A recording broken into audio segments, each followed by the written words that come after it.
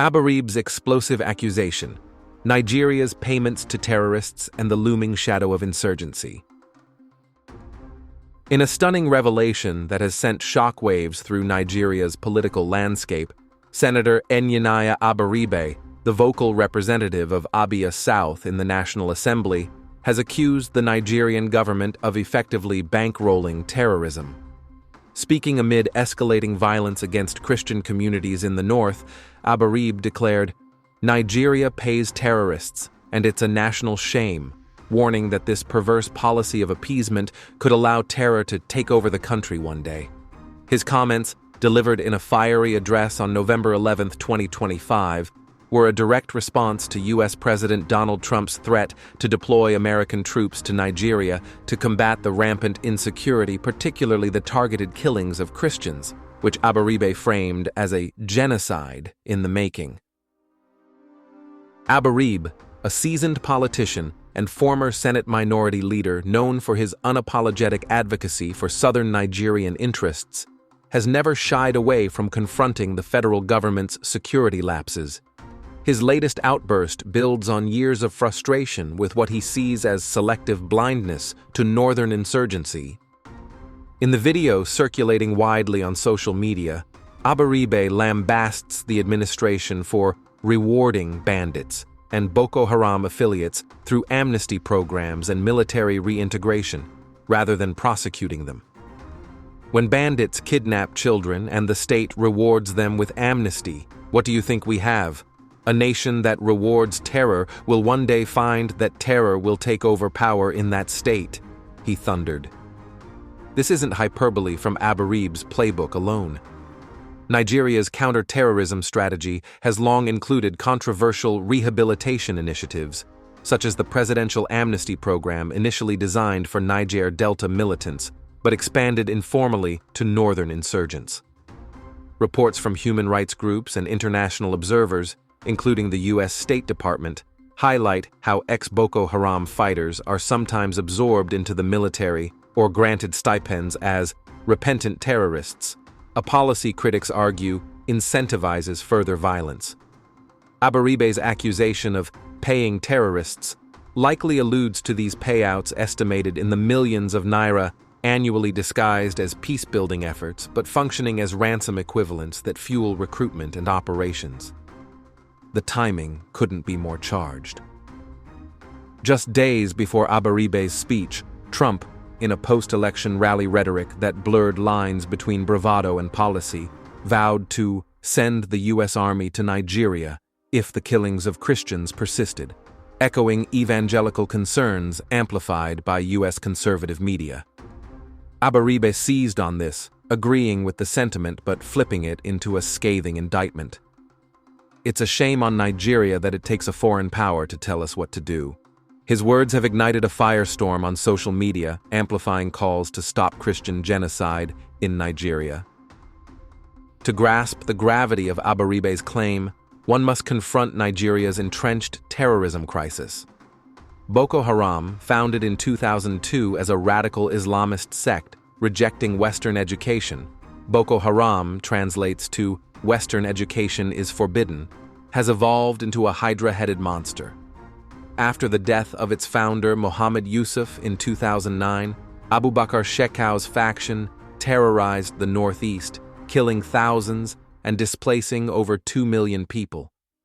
A 2016 splinter group, Islamic State West Africa Province, ISWAP, aligned with ISIS and now controls swaths of Borno State, blending jihadist ideology with criminal extortion. The government's response? A mix of military crackdowns and olive branches. Operations like the Multinational Joint Task Force have reclaimed territory, but at a cost.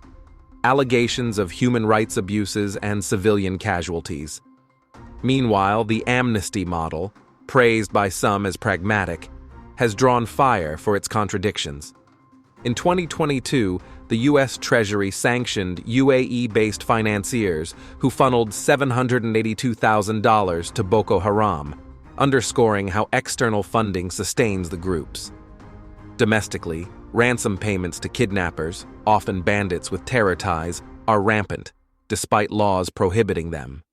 The UK government explicitly warns that such payments build the capability of terrorist groups.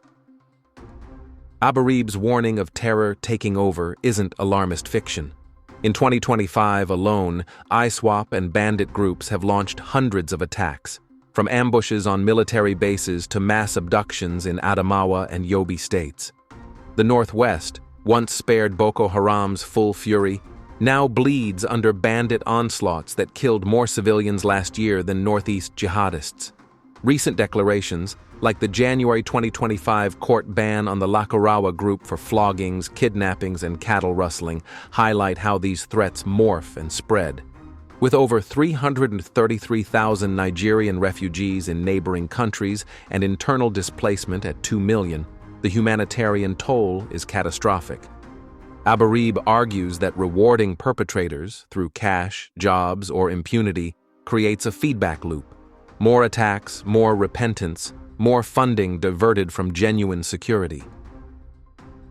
Critics of Abaribe, however, dismiss his rhetoric as political theater.